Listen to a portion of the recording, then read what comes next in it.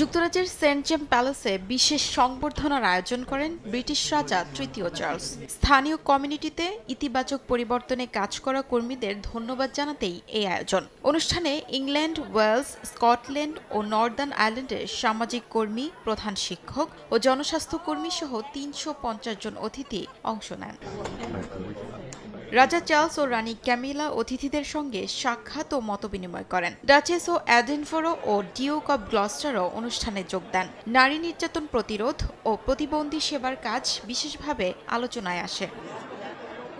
এডিনবরো city কাউন্সিলের Ukraine সহায়তা সেবার ব্যবস্থাপক গ্যাভিন শার্প অনুষ্ঠানে অংশ নেন। ইউক্রেন যুদ্ধের সময় শহরে প্রতিক্রিয়ায় ব্যবস্থাপনার নেতৃত্ব দেন তিনি। শার্পের মতে, স্থানীয় পর্যায়ে এই কাজ মানুষের দৈনন্দিন জীবনে সরাসরি প্রভাব ফেলে এবং রাজপরিবারের স্বীকৃতি পাওয়াকেও তিনি বড় সম্মান হিসেবে দেখছেন।